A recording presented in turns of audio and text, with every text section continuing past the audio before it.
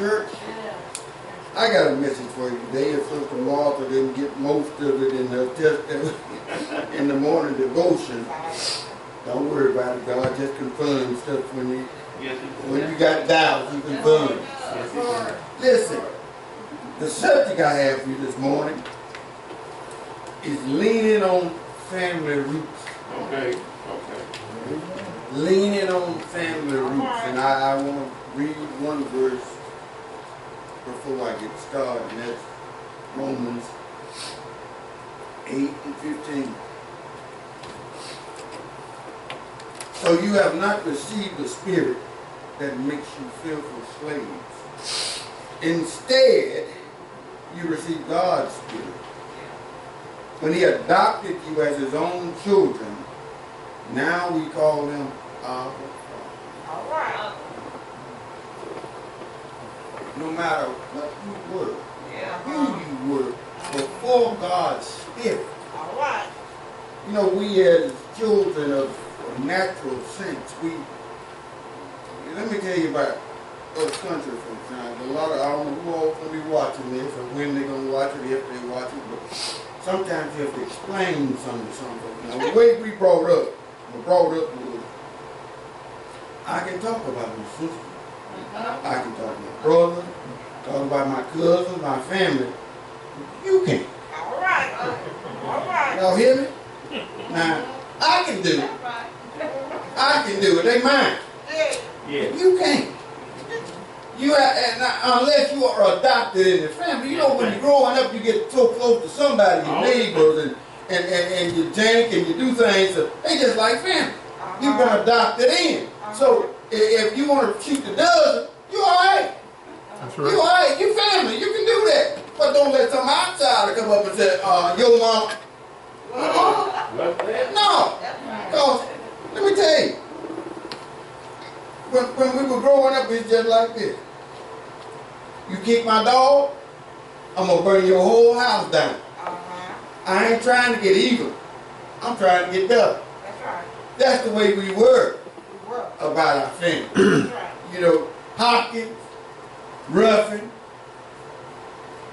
no matter what your last name was, that's your family. That's your family. And you're going to do what it takes for your family. All right. Now, these days, we all used to live on a hill. We all used to live right there in the neighborhood where grandma, my aunt, and uncles, all of them right there together. And if you did something to anybody, whoop your behind. And if you go home telling them, I ain't whoop my behind, you get another one. So your best thing was keep quiet, nobody don't tell mom or dad, you save yourself another butt whooping. That's the way family was. But now we gone up and we got full of ourselves, and the first thing we try to do is move away. We try to leave family behind, but that don't mean we forget family. Sometimes the worst people to live next to are the worst people to try to get along with is your family. You got things going around, people talking about you, and you try to find out who it is, and you find out it's your cousin, your uncle, whoever it was. They will start. So a lot of us start keeping to ourselves. That is true. The passage here, Yeah. you need to run back. I preached a sermon one time called "Do I Look Like My Picture?" Right. Because when I'm up here in the pulpit, you got a certain picture of me as a well-to-do pastor. All right. All literate and dressed well. All right now. But when you see me out there in the street, do I act like that picture you got of me? All right now. But you have to have more than a picture of yourself. When I look back and I see what Jesus Christ did for me, All right. how I was adopted in Yes. to a family. Let me go on to the second few passages. I may not read them all, but it's Isaiah 11:1. Let's start there.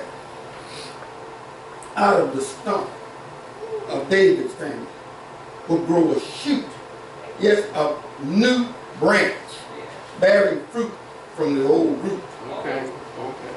And the Spirit of the Lord will rest on him, the Spirit of wisdom and understanding, the Spirit of counsel and might, the Spirit of knowledge and the fear of the Lord.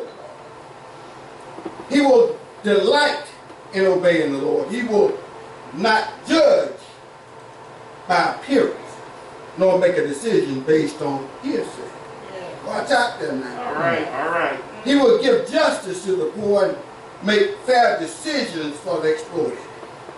The earth will shake at the force of his words, and one breath from his mouth will destroy the wicked. My Lord. He will wear righteousness like a belt, and truth like a honeycomb. In that day the wolf and the lamb will live together. The leopard will lie down with the baby goat. The calf and the yearling will be safe with the lion, and the little children will lead them all. The cow will graze near the bear. The cub and the calf will lie down together. The lion will eat hay like a cow. The baby will play safely near the hole of the cobra. Yes, a little child will put his hand in the nest of deadly snakes without harm. Nothing will hurt nor destroy in all my holy mountain. For as the waters fill the sea, so the earth will be filled with people who know the Lord. How will we get to this peace? How will we get to a place where we're able to have peace among us? You know, sometimes it's even hard for church folks to have peace. All right, all right. Sometimes especially it's hard for church folks to have peace. We are the work. My Lord. We declare, and we do all this, and then we go back and we spread lies. All right, all right. We gossip. But let me tell you about my family. When I was adopted in to the royal priesthood, you know, I have to go back and I have to look at my family and where I got to where I am, how I got here. When I first started reading this, when God first gave me this, he took me all the way back to Abraham. All right. And it tells me in the book that Abraham walked with God. All right. Abraham was an upright man. And that Abraham talked with God, that God visited him. Not only that, but Abraham trusted God. You said, how did Abraham trust? The Bible tells me that Abraham was willing to offer up his only son, Isaac, because God told him to. In his old age, his wife even laughed when the man of God said, you'll have a son by the next time this year. His wife laughed. Because I'm old now, I'm dried in places that shouldn't be dried. All right now. And how am I? Men are looking at worldly things. All right. When God is the exception to all. Yes. When you look at Abraham, God made a covenant with Abraham.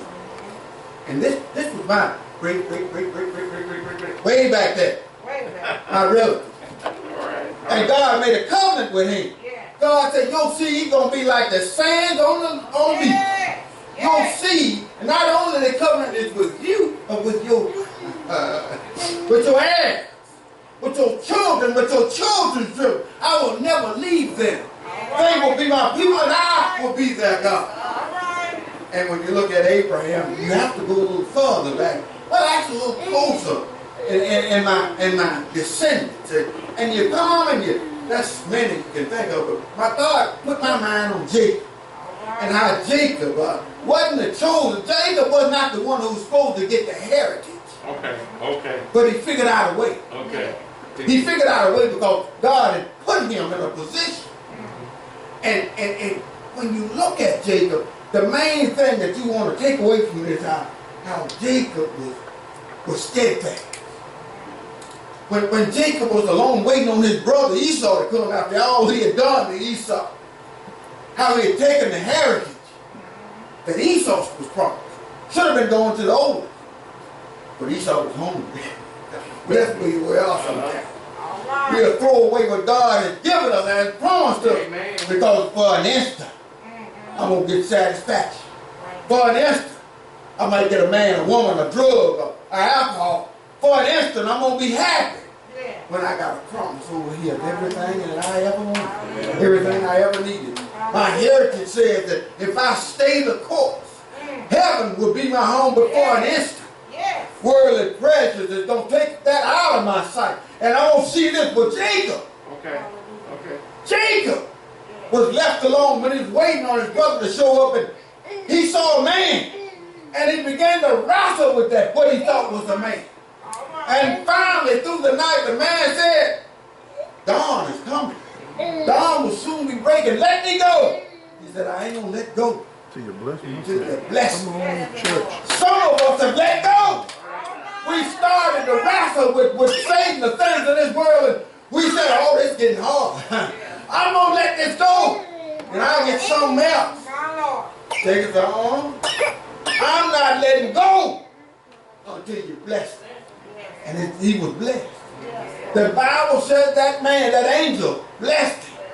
Changed his name from Jacob to Israel. What did God change his name? All right. What did God change his name? Have you grabbed hold to a concept in the Word that has so blessed you? That has so blessed you that God has blessed you. A nugget. Every time you come to church, every time you read the Word, every time you speak to a fellow saint, you ought to be grasping for what God got for you. All right. A nugget that God wants you to know. That He wants you to put in your spirit. See, they're my folks. When I was a doctor then, God made them my folks. I have to be steadfast. I have to hold on to His blessing. Don't let the cares and the things, pleasures of this world take my mind off what God has promised me. And of course, you know, like everybody, in my past, in my family, there is some of them that, well, let me just refer you to my kinfolk on the female side. That was Rahab. And you know, she was as they said back then, a harlot. Today she'd be a prostitute. But God used her. The Bible says that when Joshua sent spies, All right. All right. that they went into this new country that God had promised. And she hid them from her folks, Right.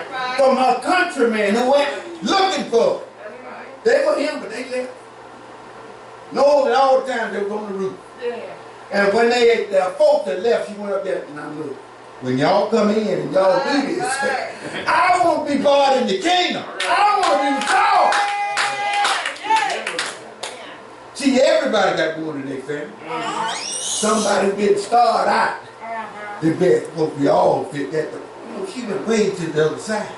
But God lets us know that even, no matter how far you go, no matter where Satan is taking you, you've always got a way out. The Bible tells me that she was a branch between Abraham and Jesus. So God used her. And you know, another one of them females in my family, way back then, was Ruth. Ruth got married and her husband took her to a far country, to his place. And when she got over there, he died. Father-in-law died. Wasn't no man or nobody but her mother-in-law. The mother-in-law told her, you need to go back to your folks. I ain't got nothing over here. I ain't nothing over here for you. But she said, oh, your folks gonna be my folks. Your God gonna be my God. God showed her. God used her. If you will open your mind to the possibility, God will use you. Even when you're in a far country and you don't know anybody but maybe one person, God will allow you to prosper. Not only did she prosper, she is also in that lineage of mine. My folks, who God used to put me in here. But you know, when you start going back into your past, into your family, you know, you have to talk about David. I have to talk about my great family member David.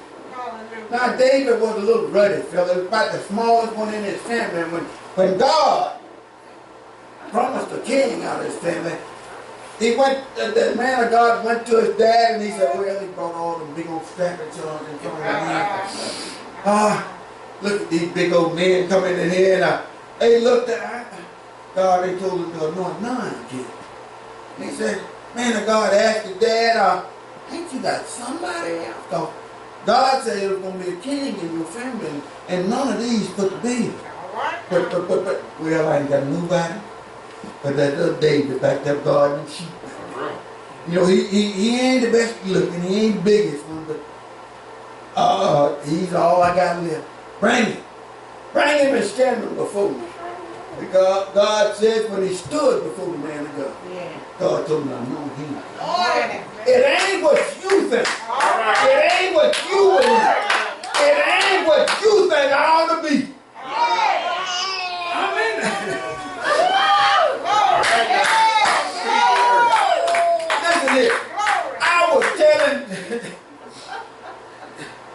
I was telling a man yesterday. Well, it wasn't yesterday, it was Thursday. On Friday, one day. Wasn't too long ago. Yeah. I found out the gentleman working with the contractor that's doing the work on my house was that agency. And I was talking to him and I said, he said, now which one did you? I said, I'm Charlie Mary's oldest and best looking son. Now that's what I said. You talk to them other boys, they might say something else. But I'm talking about what I said. See, what David might have said, well, I'm going to be king. I may not be the biggest. I may not be the strongest. All right. But God's going to know me. See, it ain't what you think. It ain't what I think. It's what God thinks. It ain't what you think I can do. It ain't what the world think I can do. It's what God thinks I can do. When this woman, prophet, told my mama years ago that you're going to have a preacher in your family. One of your children is going to be a preacher. And back then, and I'm just going to be honest with you, the big one back then, always preachers, most preachers back then, I don't know about now, I ain't going to call them anybody because I know a lot. Most of them had a way in the world before they got to be a preacher. They were mean, they were bad, they were something. So Thomas Sowell, the baddest, and I don't mean bad, I mean bad because he was hard-headed. Oh, excuse me, devilish, one son in the family. So we all thought when she said that the preacher was going to be Thomas Sowell. He was the biggest, he was the baddest, it got to be him. But look what God did.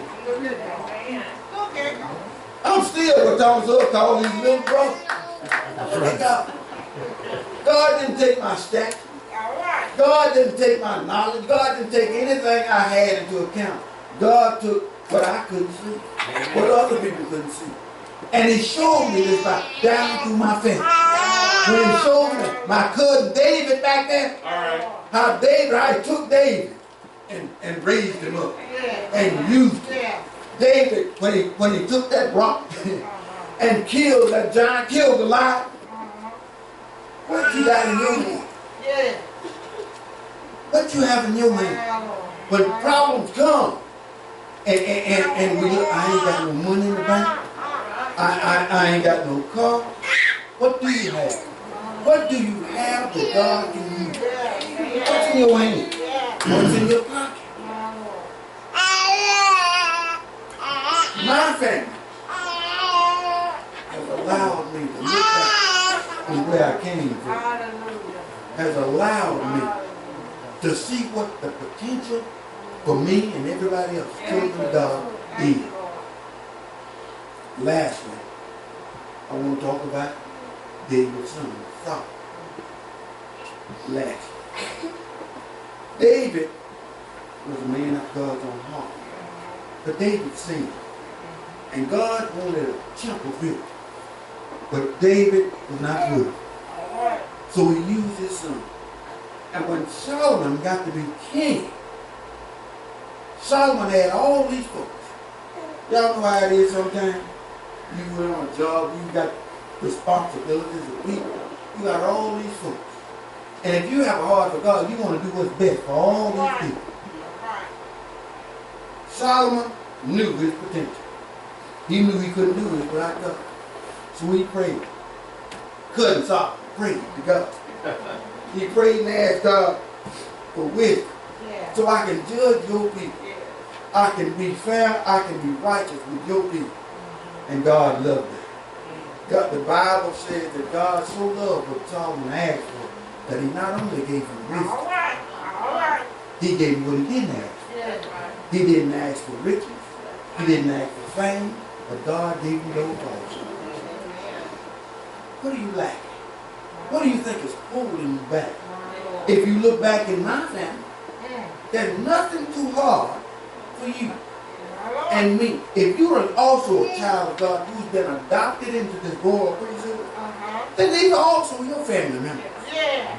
They also can guide you. They also can show you. Yeah. And you need to quit leaning on what's good. You got to quit leaning on your bank account. All right. Quit leaning on your job thinking it's going to hold you up. All right. Lean on your family roots. Yeah. Lean on Abraham. Yeah. Lean on Jacob. Thank you, Lord. And lean on my Lord and Savior.